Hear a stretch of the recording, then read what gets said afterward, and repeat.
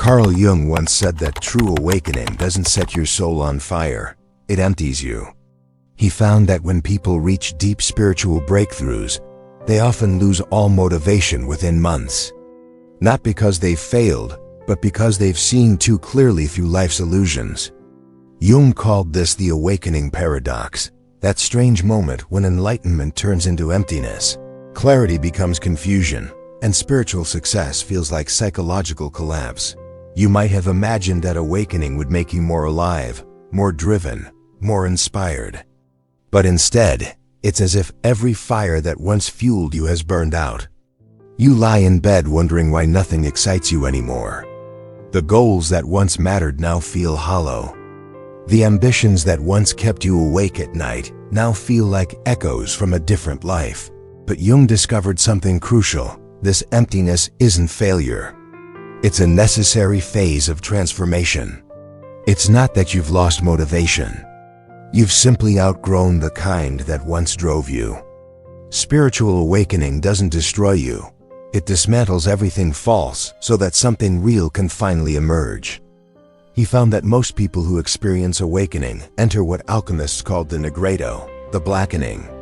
It's the death phase of transformation, when your old self dies, but your new self hasn't yet been born.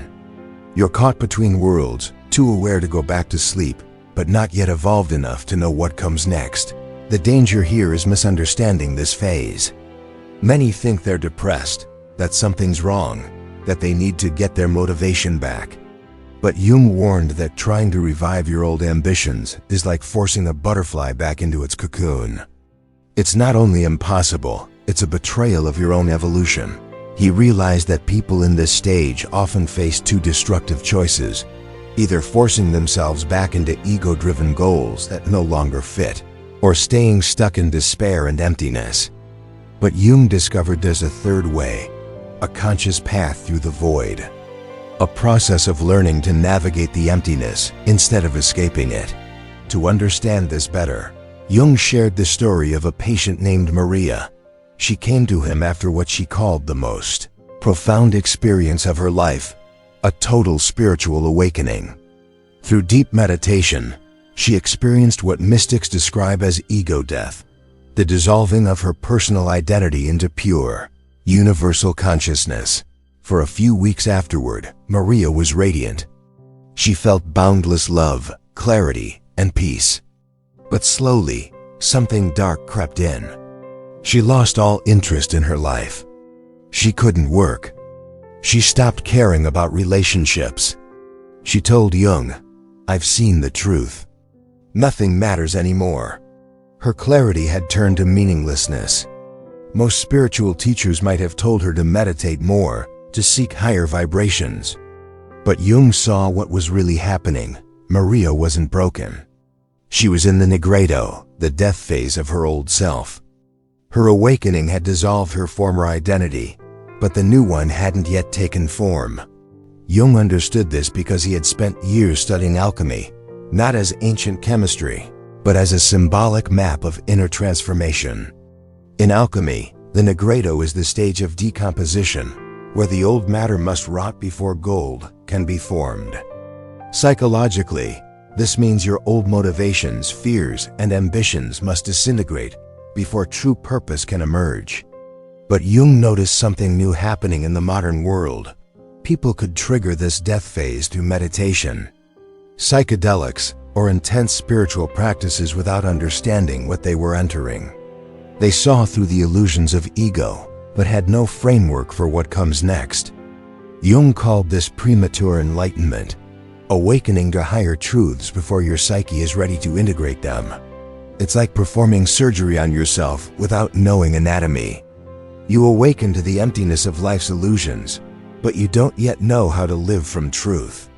You become, as Jung said, psychologically homeless, too awake to live unconsciously, but not yet whole enough to live consciously. Jung didn't try to restore Maria's old ambitions. Instead, he taught her to see her emptiness as sacred, the chrysalis between who she was and who she would become. Just as a caterpillar dissolves completely into formless liquid before turning into a butterfly, Maria had to dissolve her false identity so something authentic could emerge. Through his work with Maria and others like her, Jung developed what he called the individuation process, the psychological framework for navigating death and rebirth of the self. He discovered that awakening isn't about reaching blissful peace. It's about dying to who you thought you were, so that your true nature can finally be born. And this discovery changed everything Jung believed about human motivation. Because what looks like a loss of purpose after awakening isn't a mistake. It's the cleansing of false purpose. The same process that destroys your ego-driven desires is what gives birth to soul-driven purpose. Jung called this the individuation paradox. You must lose yourself completely before you can find yourself authentically. This loss of motivation isn't a sign you're lost. It's a sign you're evolving. He began to see that all human motivation falls into two categories: persona-driven and self-driven. Persona-driven motivation comes from the mask you wear, the part of you that seeks approval, avoids rejection, and wants to look successful. It's built on fear and conditioning. Self-driven motivation, however, comes from your authentic core, the part of you that exists beyond social rules, beyond fear, beyond performance. This motivation doesn't chase validation. It flows naturally from inner alignment. And here's the paradox: spiritual awakening destroys persona-driven motivation long before self-driven motivation appears. You're left in a gap, an in-between where the old energy is gone, but the new one hasn't arrived yet. This gap can last months, sometimes years. It feels like being adrift. Most people panic in this phase and try to restart their old ambitions. But Jung warned that doing this is like trying to reanimate a corpse. It might move, but it's not alive. Yet Jung found that those who could wait, who could sit consciously in the void, began to notice subtle new impulses. Quiet desires that felt different from their old ambitions. Not forced, but natural. These were what Jung called soul callings. His patient Sarah described it perfectly. I used to be motivated by anxiety and fear of failure. When that died, I thought I was broken. But slowly, I began to feel small, honest impulses to create, to help, to express. Not to prove anything, but because it felt like breathing. That's when Jung realized something profound. Self-driven motivation doesn't feel like motivation at all. It doesn't push or demand. It invites. It's not "I have to." It's "I get to." It's not fueled by fear or lack. It flows from abundance and wholeness. And here's the catch: you can't force it. You can't think your way to authentic purpose. You can only create the conditions for it to arise naturally. That's what Jung spent years refining, a process that could help people navigate this psychological rebirth consciously. A way to transform emptiness not into despair, but into fertile ground for real purpose to grow. Carl Jung discovered that the process of rebuilding authentic motivation after spiritual awakening wasn't random. It followed a specific pattern. He called this the psychological resurrection process, a three-stage transformation that turned spiritual emptiness into soul-driven purpose. Stage 1. Conscious dissolution. Jung found that the first stage, conscious dissolution, is the most painful, because it demands that you stop running from the void. Most people resist this emptiness, clinging desperately to their old sense of purpose. But Jung discovered that the more you resist it, the longer you stay trapped in suffering. The first step isn't to fix your loss of motivation, it's to cooperate with it. To allow the old self to die. Jung called this process sacred grieving. You must mourn your former ambitions as if they were loved ones who have passed away. He often asked patients to write letters to their former goals and identities, to thank them for what they provided, and then consciously release them. One patient wrote, "I'm grieving the part of me that needed to be admired. That desire gave me drive and direction, but it was born from fear. I honor what it gave me, and I release it now." This practice may sound small, but Jung noticed it had enormous psychological power. By consciously grieving your old motivations, you make space for new ones to emerge. Without this grief, your psyche keeps trying to resurrect dead purposes, leading to cycles of burnout and self-doubt. Jung compared this to composting. Your old ambitions aren't trash, they're fertilizer. By breaking down the false, you enrich the soil of the true. Conscious dissolution teaches you to stop clinging and start trusting the natural cycle of psychological death and rebirth. Stage 2. Active imagination. Once the old motivations have been released, Jung introduced the second stage, active imagination. This is where you begin to interact with your unconscious mind, not to control it, but to listen to what it wants to express through you. Active imagination isn't daydreaming or positive visualization. It's an intentional dialogue between your conscious self and the deeper psyche. Jung would ask patients to sit quietly and ask one question: what wants to be born through me? Then, without forcing or analyzing, they'd wait. Thoughts, images, or emotions would often surface, sometimes strange, sometimes beautiful. Jung taught that these weren't random fantasies. They were messages from the deeper self. The key was to write them down or draw them without judgment. Maria, the woman who once couldn't get out of bed, began seeing images of herself teaching children in nature. At first, she dismissed it. She had no background in education. But Jung urged her not to analyze, only to follow what felt alive.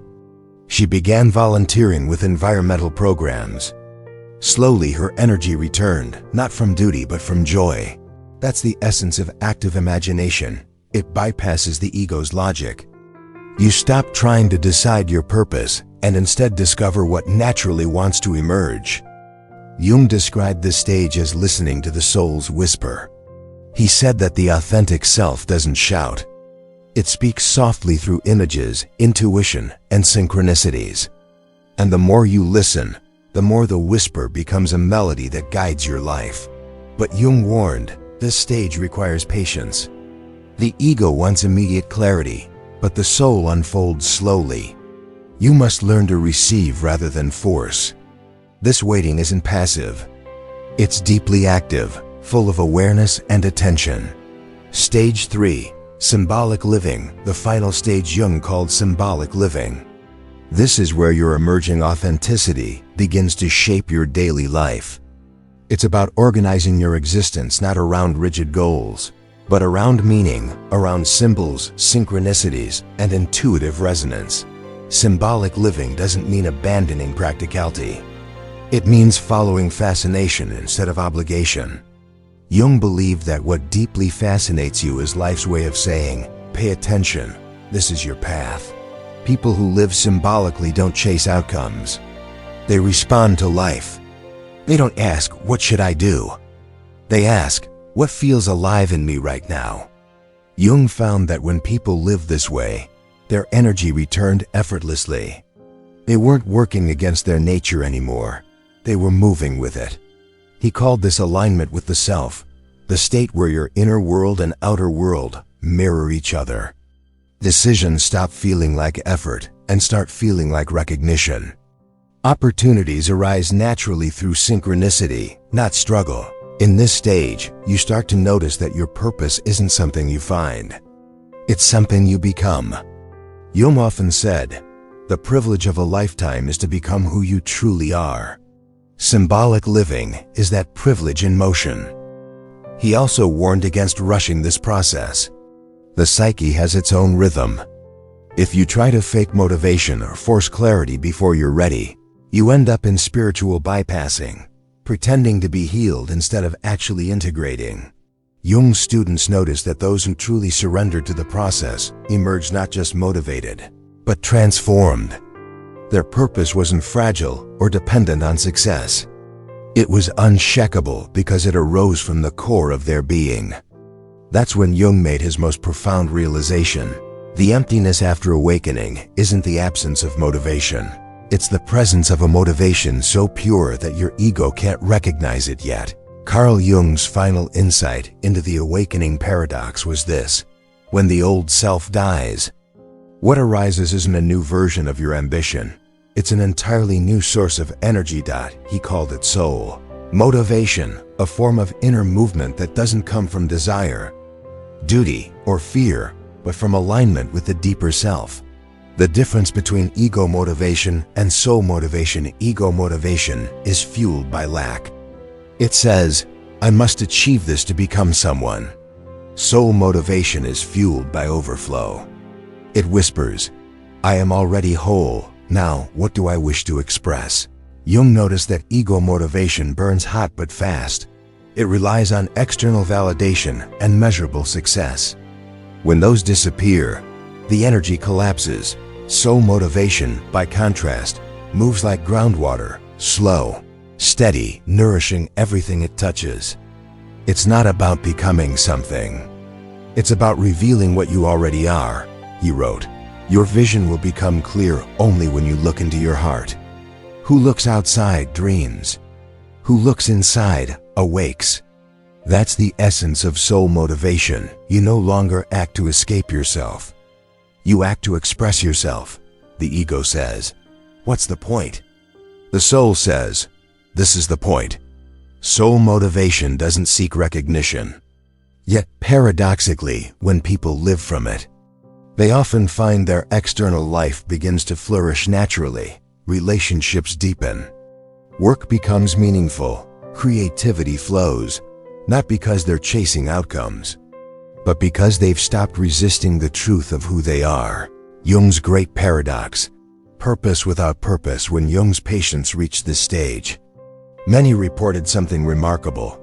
They no longer needed a purpose, yet they were more purposeful than ever. Jung called this the paradox of the self. When you stop seeking meaning, you become the vessel through which meaning flows. He explained that true purpose isn't something you decide. It's something that uses you. You become an instrument, not of fate, but of the living psyche that is forever creating through you. This realization shattered Jung's earlier belief that purpose must be consciously chosen. He saw that the most alive people weren't those chasing grand missions. They were those allowing life to live them. Living from the soul to live from the soul. Jung advised 3 daily practices. Silence before action. Before any decision, pause and ask, does this feel like expansion or contraction? The soul expands. The ego tightens. Follow expansion. Honor the symbolic. Treat coincidences, dreams, and emotional reactions as messages. They aren't random. They're how your deeper psyche communicates. Jung said, the psyche speaks in images. So listen not just with logic, but with intuition. Serve what is alive in you. Each day, ask, what small thing feels alive right now? It might be writing a paragraph, calling someone, walking outside. Life's great purposes begin as humble impulses of aliveness. Jung's final realization, the inner sun. In his final writings, Jung used a simple but profound metaphor. He said the soul is like the sun. When clouds of illusion, fear, and false identity pass, the light doesn't suddenly appear. It was always there, waiting to be seen. Spiritual awakening, then, isn't about finding light. It's about removing what blocks it. And when that light finally shines, you realize you were never meant to burn for the world. You were meant to illuminate it. That's the essence of Jung's awakening paradox. When enlightenment empties you, it isn't punishing you. It's preparing you to be filled with something far greater. Not the fire of ego, but the quiet radiance of the soul.